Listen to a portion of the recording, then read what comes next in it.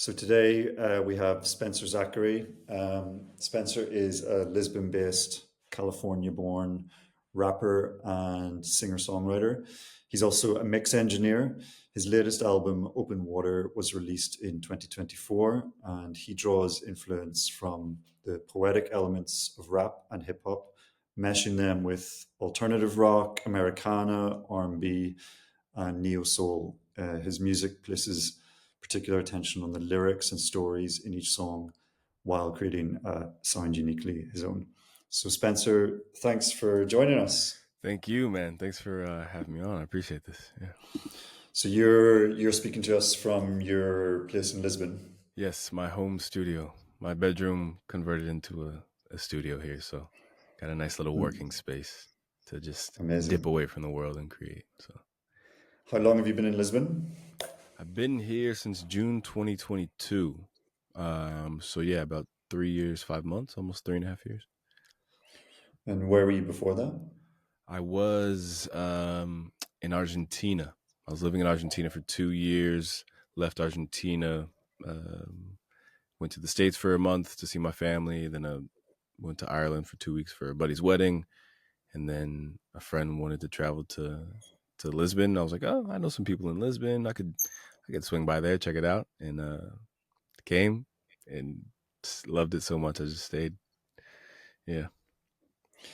What do you think Lisbon is like for a creative person? Is it a supportive environment for an artist? Extremely supportive. A lot of like it's a city, the capital city, but it's a small city because Portugal's a small country. So you get the feeling that there's a lot of cultural events, a lot of opportunities to play. There's new open mics, new collectives popping up everywhere, and everybody is just kind of in the same. I don't want to say level, but same energy, same vibe. Getting out, trying to play, get their music out. And yeah, I found that the community is super supportive. But yeah, super supportive community. There are people that I met the first couple of months that I've been here who are my best friends now. Musicians, Andre Loro, one of them, Celo Cardozo, who we'll talk about later. But they were both at the residency. And yeah, everybody like there's a lot of opportunities to play, and um, you still feel like you're in a big city, but there's still opportunities. You don't feel buried by the amount of, I guess, other artists or anything like that. So It's small enough that the community is something that you can tap into and mm, be inspired by and collaborate with people. absolutely, yeah. And so you mentioned the residency that you did last month in the Groove House, Mm, which for listeners who don't know, the Groove House is a place outside Lisbon, which is kind of a place for musicians to gather and jam and record, and they do music residencies and recording residencies. And you were there last month. yeah, September 1st through the 10th, we were there, and yeah, it was just a dream that I had, like one of those bucket lists type things that I wanted to accomplish. Like I said, I met there were 8 of us in the residency, and when I met each one and saw like how they played music or how they expressed themselves, and then got to know them as a person, they're all like my very close friends. It was just like, man, if we got together, if like if we got together and recorded and just stayed in one place for 10 days, like what would come of that? I know that like beautiful things would come of that. And I was super inspired by one of my favorite bands, Incubus, who did that for their Morning View um, album. They locked away for 2 months and just wrote and recorded, and I was like, that would be incredible. And actually, my first album, Open Water, we did that. And when I was in Argentina, I went down to Patagonia, and I was traveling. I didn't have plans to record an album, but I was in the campsite and met a guy and his girlfriend who was a part of this producer group, and they were going that night to have dinner with their friends who lived in the town nearby, and they're all producers producing an album. I heard this and I was like, ooh, I want to go. And I didn't know these people, so like kind of got close, played some music, and they invited me over. And yeah, the guys were, they run these residencies, a group of 4 producers, and they were all booked out for the year. This was, I don't know, in March February, March, back in 2022. And I was like, well, if you have any time, like, let me know. I have some songs that I'd like to record. I don't have an idea of, I just have these songs that we can record.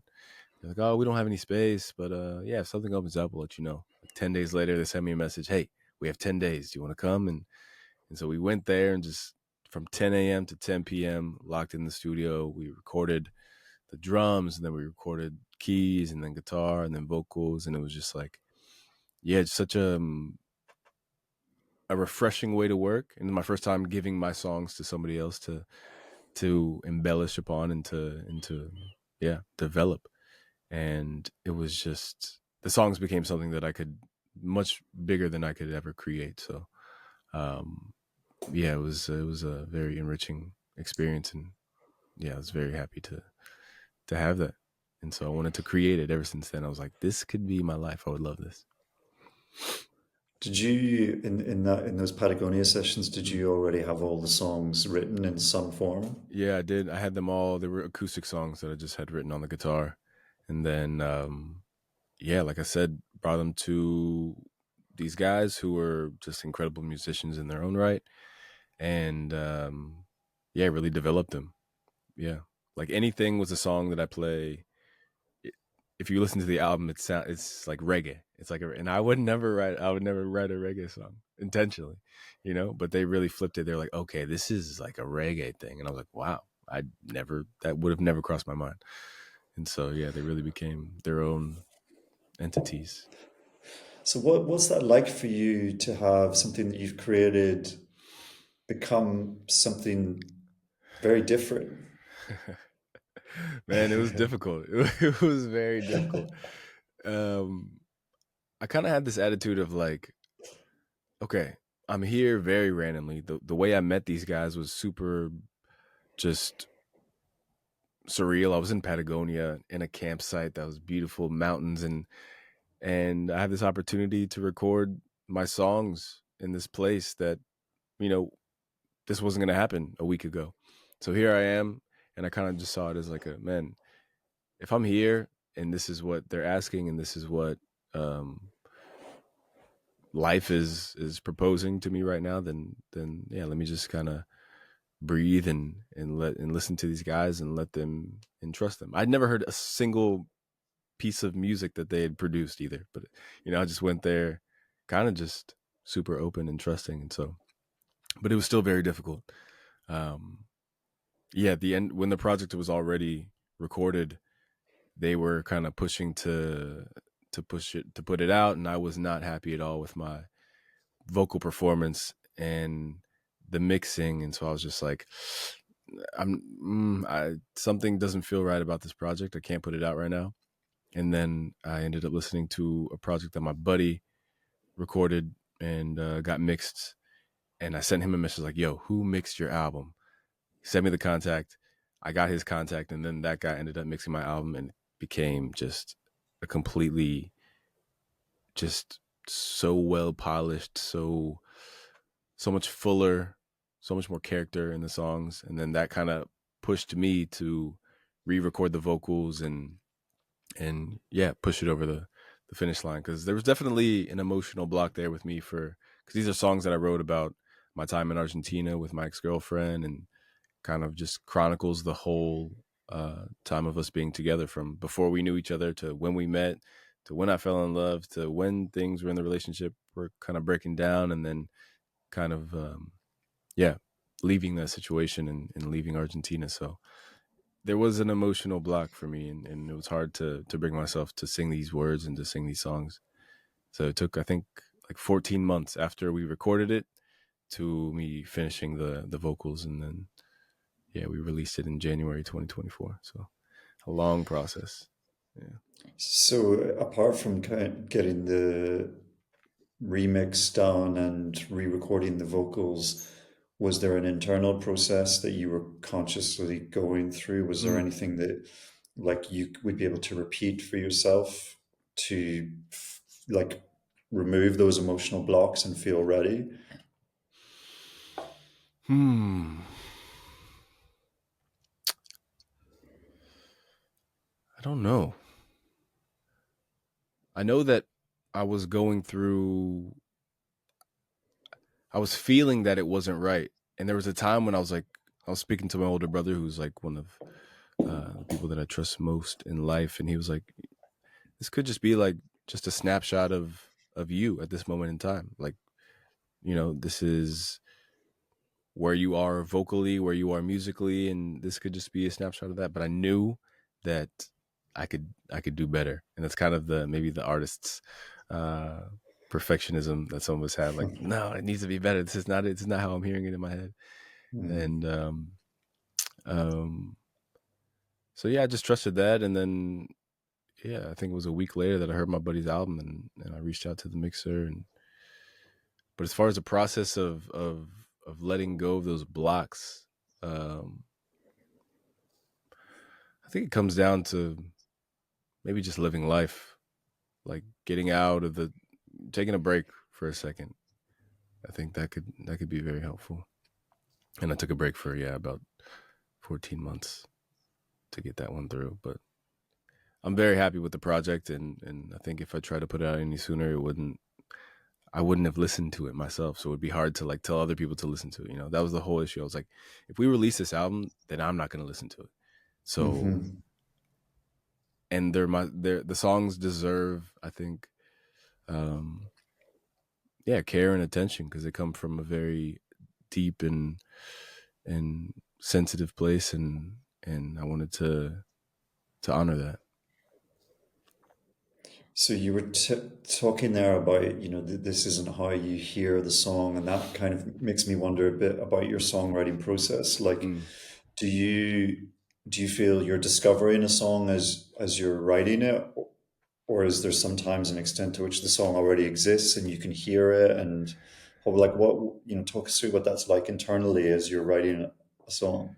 Yeah, there are times where I start with a guitar, like a couple guitar chords or a little riff, and in the riff I hear words or something, you know, and then I just kind of try to piece the words to that riff, and then that gives me like the starting point, and then from there I kind of follow that, and then there are other times where I have lyrics that I've written, and we put chords to that, but yeah, I definitely hear words in music, and yeah, and follow that. Like, yeah, it's pretty interesting. And how do you know when it's right? When you've arrived at this is it. This is the song. I never know. I never know if it's right. I really like. I can change lyrics in all my songs. I think, Okay. but yeah, it's right when I guess when I'm working on new stuff and I'm like, I gotta get this stuff out. Like I get it out. Like Hmm. I can't spend more time on this because it'll never come out. And I have tons of songs that haven't come out that I'm trying to finish and get out there.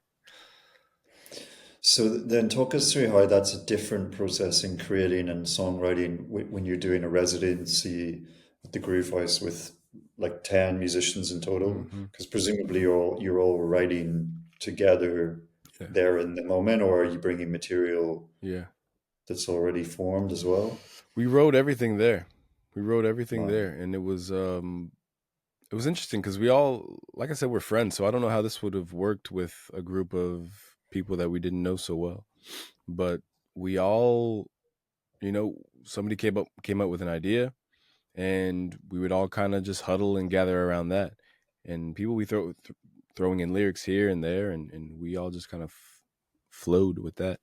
Um, but yeah, I think personally, and this is something I'm trying to implement more in my music, like not judging myself with every single line or every single word. Like there's definitely something I want to get across, but not judging. Yeah. Like I've seen videos online, I forget who said it, but the artist's job is not to judge their work, it's just to create it. And so I'm really trying to get aligned with that and to just create and let other people judge it if they want to judge it. But when I judge it, the music doesn't come out. You know, it and it's a harder process as well. It's a there's more resistance when I judge it myself. So I'm trying to not judge so much and just write and create and not overthink and yeah, sometimes songs just flow through in that way, and they're kind of the best ones that come. Yeah. Beautiful. And the collective of musicians who was there at the Groove House, do you guys have a name for your collective? we Yeah, don't or we don't have a name yet, but yeah, it was eight of us. Me, João Sampaio, Kirli, Celio Cardozo, Andre Louro, Emilio Lobo, who's a drummer, Kit Davey, and Gennaro from the Groove House. And we don't have a name. We don't have a name yet. We're still like we're in the mixing process, kind of in the finishing recording process. There's some songs that need final vocals cut, but all the instrumentation is there. We have projects on various computers, so it's yeah, we're at the place of like bouncing down tracks and mixing. Me and Andre will be mixing that project. So, and then João will master it, and it'll be out next year sometime. So amazing. Look forward to it. So how would yeah, you me too. describe that music compared to what you do as a solo artist? uh, it's definitely different, you know, because it's a combination of a lot of styles, a lot of different influences. But it's like poppy, instrumental, breakbeaty, uh, a lot of energy. Like we were going out. It was just pure creation. So like there are times where we bring in choirs and just build it up to a place that yeah, maybe isn't necessary to go, but just in the sake of in the yeah in the sake of for the sake of creating, like we just went there. We did everything, all the little producer things that for people who don't know what I mean, like yeah, just kind of just playing with the production, playing with the vocal arrangement or the lyrics or yeah. So it was very creative. So yeah. And I'm curious also about the relationship for you between like songwriting, jamming, performing live, also recording. You know, do you see all of that as just a continuum of the creative act? Yeah. Yeah. Essentially, yeah. Yeah, jamming is something that I do when I need to express I think larger emotions, maybe deeper stuff. Like I really just close my eyes and I feel like I channel things. Something's going on, whether it's a breakup or um, disagreement with friends or feeling like I don't really know where I'm going in life because work is slow or you know like those are when I'm jamming. Those are moments for that to come through. Songwriting it they're more subtle emotions that I'm getting out. You know, like things that come to me when I'm taking a walk or something. Like these kind of yeah, more maybe unseen emotions that come through yeah, subtly. Um recording and then yeah, see recording and maybe production is more of like a business um career profession like okay, this is it is creative but it's also um more structured. Yeah. Hmm. And, you know, I also wanted to ask you about your role as a rapper Mm. in terms of that's got a real relationship between words and music. Do you see rap as a literary art form, a musical art form, a mix of both? Absolutely, it's a mix of both. Yeah, but primarily, yeah, it's poetry. That's how I see it. It's poetry with music in the back into maybe a different rhythm. But yeah, I see it as yeah, just like I started. writing poems and writing raps, and um, then I wrote my first song, and I needed a chorus, so let me sing the chorus, and then I just started to sing, and then over the last 10 years or so, I just was really focusing on singing more. Not really focusing because it wasn't a conscious thing at all. It was just like, okay, I'm playing this guitar, and ah, this is how I hear the song. So yeah, I just started to follow that. I think it came pretty naturally. How old were you when you started writing lyrics or poems? I don't know. I would say 10, 11. Wow. Yeah. And did you, when that started, did you have a sense of, I really need to do this? No, not at all. Okay. No, it's just something I would do, like doodling. Like Huh. just it was just another thing I would do, I guess, without much mind. Just kind of thoughtlessly writing or um, yeah, expressing in that way. But yeah, it was the way I got into music was because I got injured when I was 16.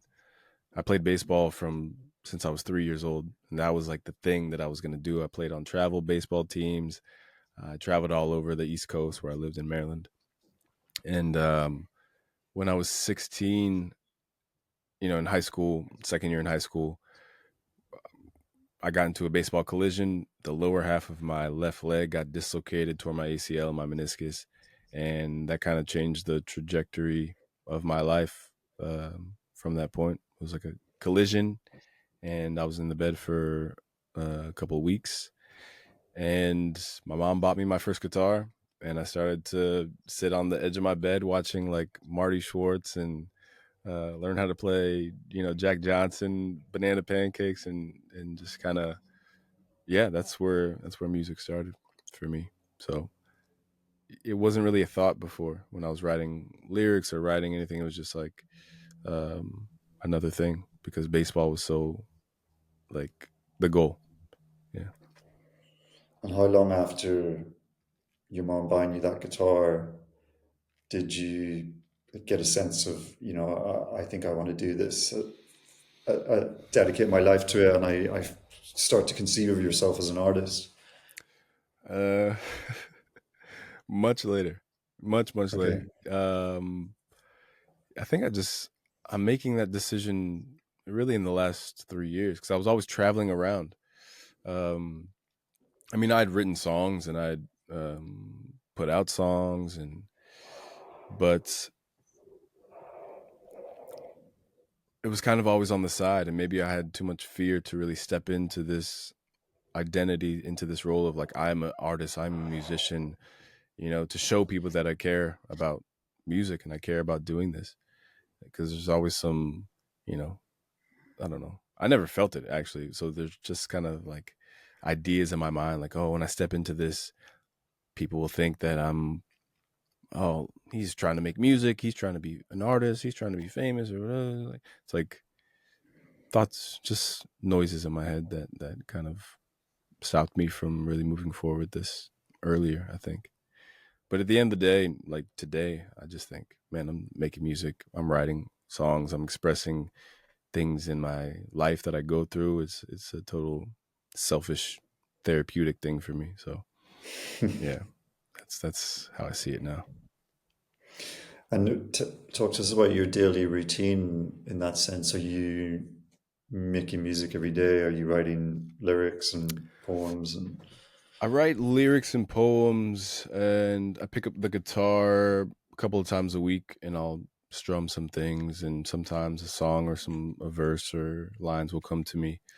But it's not so regimented as I would like it to be, and I'm kind of moving towards that with like getting into mixing. That's something that's more of like a scheduled thing. Um, but yeah, it kind of comes. I do like keep guitars around and out of their cases, so whenever I feel, I can just look over, okay, pick it up, play some things, and yeah, I've been going through some things personally, so it is an outlet for me to just express and to yeah, get things out of my mind and into onto a paper and feel like I free up some bandwidth in my head to enjoy life. So it sounds like art for you is very therapeutic. Absolutely. Yeah. And just when you're working with inspiration, is that something that you're waiting for it to be there and then you kind of act on it spontaneously, or is it something that you chase? Is it something that you try and coax? I definitely try to coax it. I think leaving the guitars out and leaving my journals out is a way of coaxing that, to try to, like a dream catcher, to catch whatever is kind of floating around. I take voice messages. I do voice notes all the time to myself, just walking down the street. Um, but I would say I could definitely be um, coaxing it or courting it a little more, like having a daily routine of playing the guitar every day. But I also think trying to force trying to force it may push it away a bit. Um, and yeah, there are times where I have nothing to say, and so nothing really comes out. And yeah, So when you go on these residencies or retreats, what do you think is so special about that environment in terms of, facilitating inspiration and creativity? it's a complete.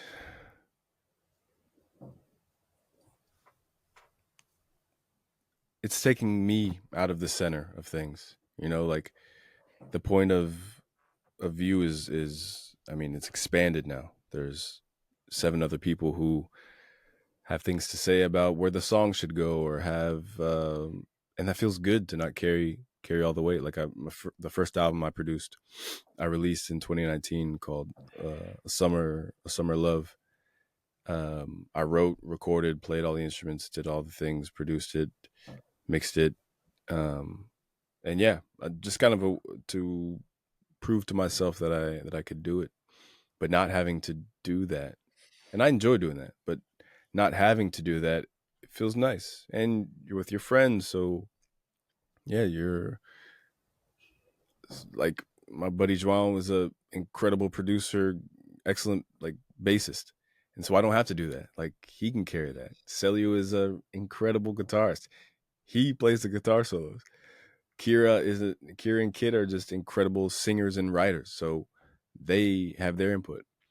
Andre is an incredible producer and singer and everything. So everybody, and Emilio with the drums, like G with the drums and guitar, and yeah, so it's like we arranged the Avengers together. So everybody has their their little part, and I kind of see myself as a utility uh, guy. I could do a little bit of everything. Introduce rap, which is something new, into the mix, and yeah, we have something that I think um, sounds really cool and new and unique. Yeah. Not to mention we're all from like different countries, so just innate differences and influences in there. So yeah. Yeah, now I really can't wait to hear it. It Yeah. sounds amazing. Um, so, for you, because like I've spoken to musicians who say they don't really like performing live. They feel the most like a musician when they're jamming. I've spoken to other musicians who say they don't really like jamming, they just like writing. Yeah. And then there's others who are like, no, no, I really just do this. I love the performing. Yeah. Where does all that sit with you?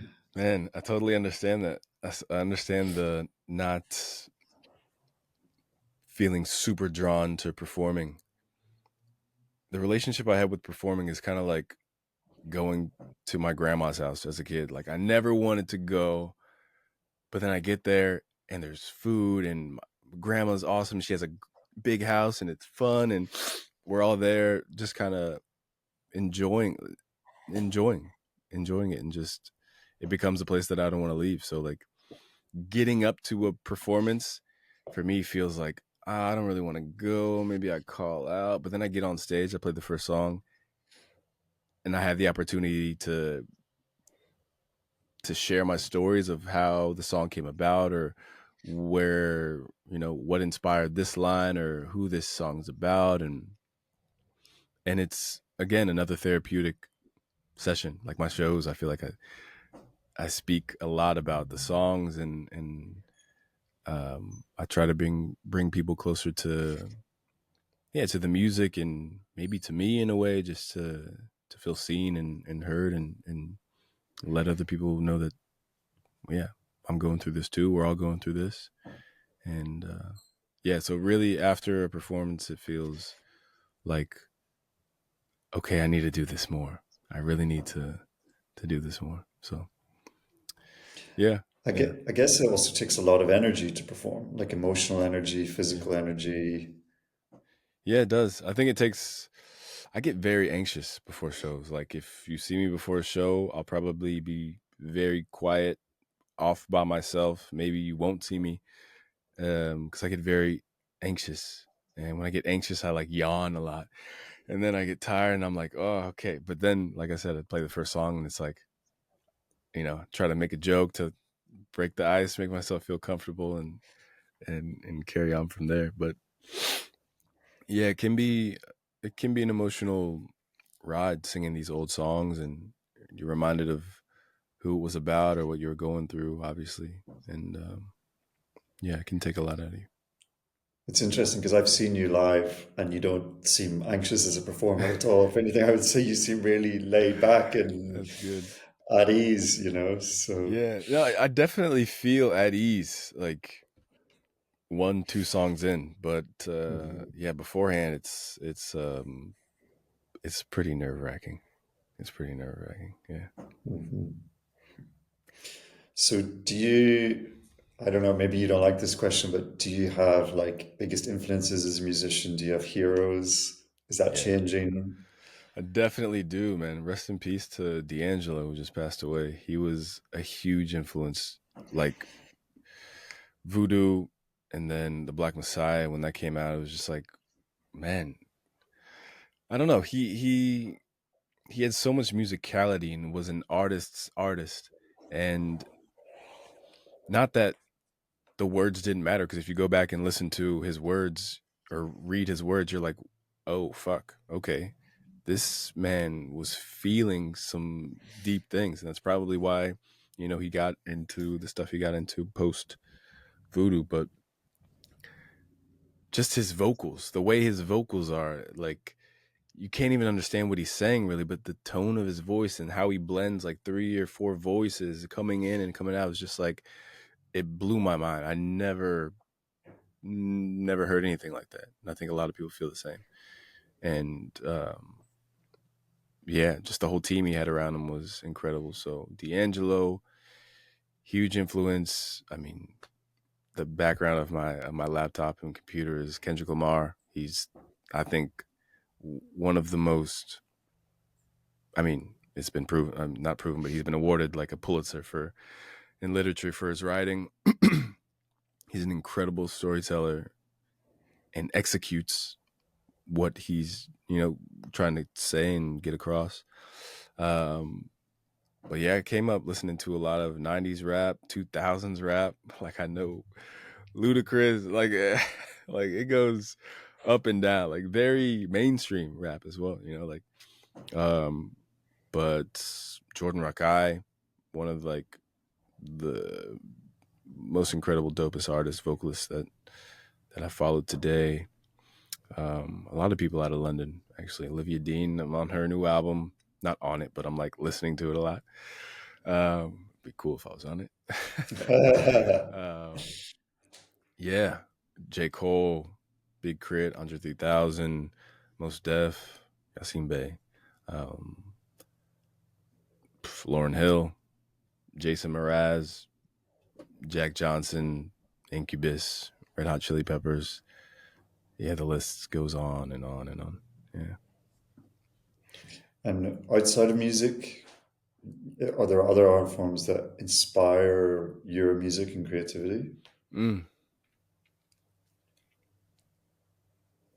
cooking. I love cooking.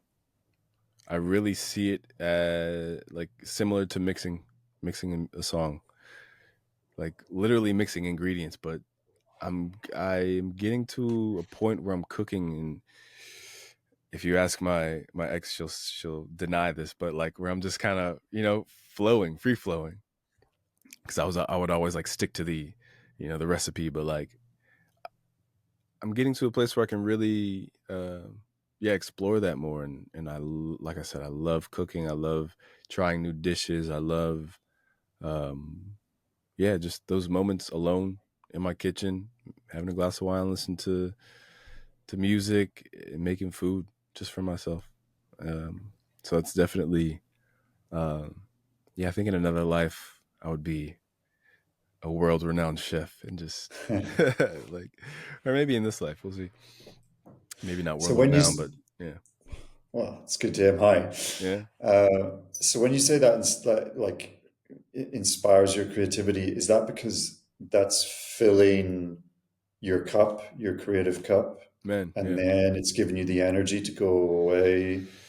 Yeah. I mean, I wouldn't even say it's filling my creative cup. It's just feeling my human life cup. It's something that I do that I really enjoy, and I like cook some recipes that my mom taught me or my dad taught me. And it's just like that connects me to them when they're 3,000 miles away, like, and connects me to my grandfather who taught my mom these recipes. And it really, I see it as a super, um, I don't know, maybe spiritual is too big of a word, but I really feel like that. I really feel that it reminds me who I am.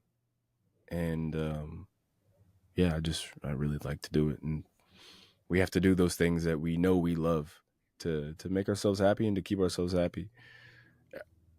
I mean, in life and in relationships, like a lot of my music that I write about is inspired by relationships, is inspired by things that I go through. And so, yeah, love and that sort of experience is one of the things that you will always find in my music. And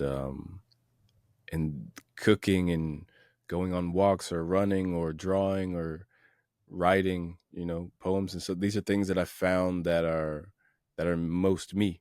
They're things that I know I need to do if I'm single or if I'm in a relationship to keep myself happy and to remain me and to remain, yeah, okay with myself and with life, and yeah, happy.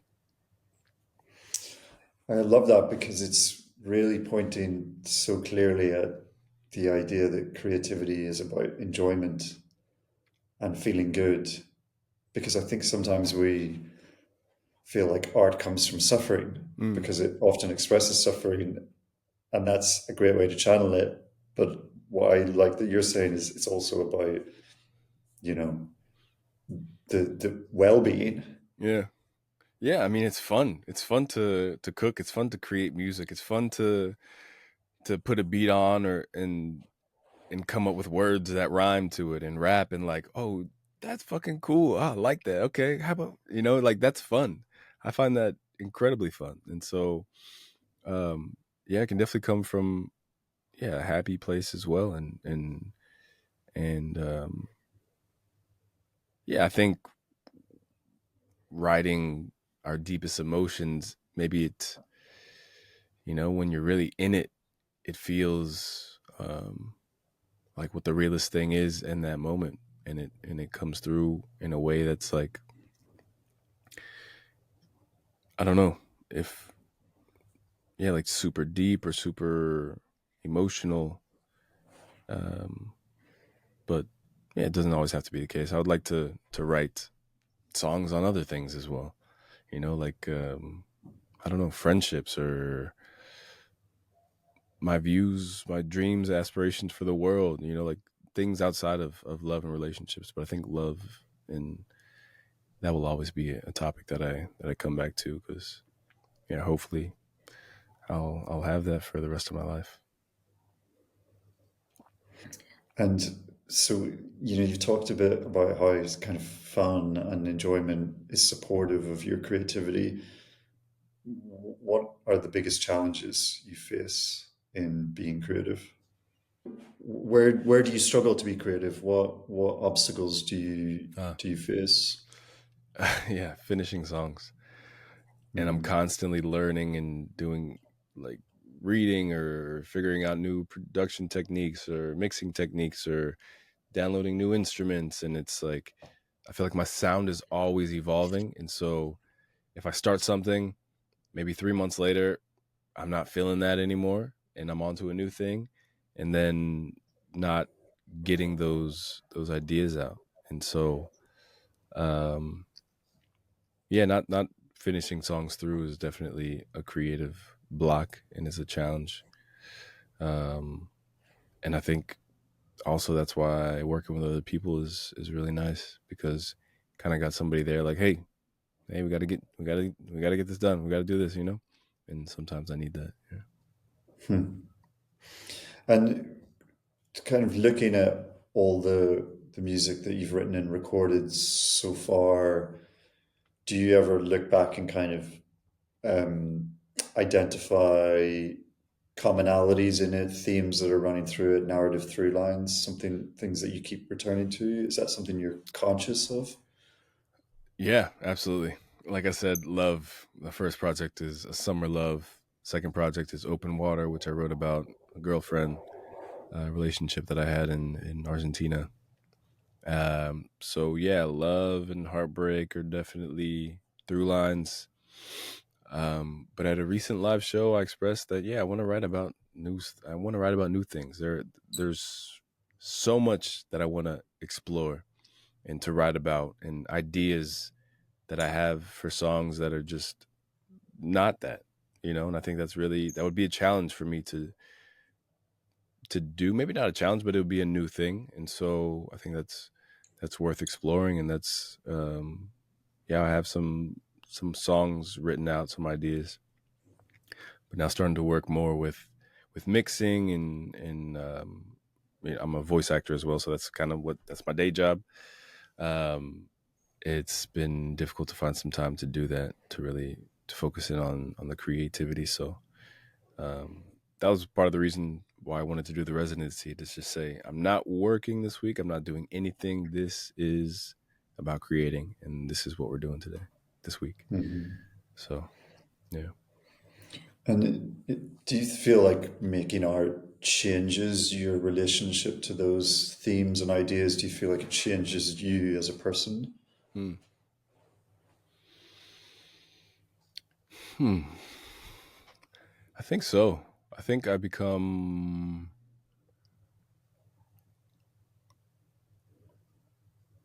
I don't. There's that saying like if you give somebody a hammer, everything looks like a nail. And I think maybe when I'm in relationships and something happens, I always turn to writing a song about it. You know, instead of maybe just processing what I'm feeling first. Um, and that's something I've been thinking about for many years. Like just yeah, going through something in life and thinking about it being a song. You know, which maybe it's a mechanism to not feel fully or be overwhelmed by emotions that I'm feeling. Um, but it's definitely beneficial to just yeah sit and feel whatever you're feeling and process the emotions, and then later if it's something inspiring that you want to write about, that's great. But yeah, like I said, I definitely always have one eye kind of looking at the pad like, oh, this could be, that's a cool title for it. It's like, oh, this could be a song. Oh, oh, she said this. Wow. Okay. That's a opening line for something, you know, like maybe a little bit too fast, but yeah, that's definitely a twitch I have. So that yeah, that kind of brings me to the next question, which is like, do you know why you do this? Why you create? Is it just an impulse? Yeah. It's something that you have to do. I think it's an impulse. It's something that I don't know where it came from, honestly. Like writing, something will happen. I'll have a thought when I walk, like lyrics, words will just come to me. Um, Lines of songs or poems or these things will just come to me out of nowhere. Or maybe I'll hear a conversation, just a line out of a conversation. I've been trying to do that lately, just walk around town without my headphones and just kind of, you hear things, you're in life, you're experiencing, um, you're open to your environment, and that, yeah, that can inspire a song or a line. Or I'll hear a radio in a car run by and it has a melody and it's like, oh wow, that's cool, and then a word comes. So I think that's just how I am. I think I just, yeah, I have a propensity for making melodies and writing words that sound nice together, and yeah, putting that to music. One of my favorite short story writers, George Saunders, often says he gets ideas for stories just by doing that, by walking. Well, he's not consciously doing it. He's just out, in the mall doing his Yeah, business, and then he'll hear like a couple of teenagers talking to each other, and he yeah, becomes fascinated by the yeah, rhythm of their speech. And then he's yeah, like, "That's just how he starts a story. He doesn't know what it's going to be. yeah, Just likes the rhythm." yeah, yeah, yeah. That's totally, yeah, I love that. I think, yeah, if I could had a magic wand, I would make people walk around without headphones. It's just, man, it makes me feel like I'm a human. It makes me feel like I'm living life and I'm in life, and I'm not controlled by my phone, or I'm not controlled by what social media is saying. Like, I'm living, I'm out there, and it's really, it's something that I think we're getting away from a bit nowadays. Yeah, totally agree.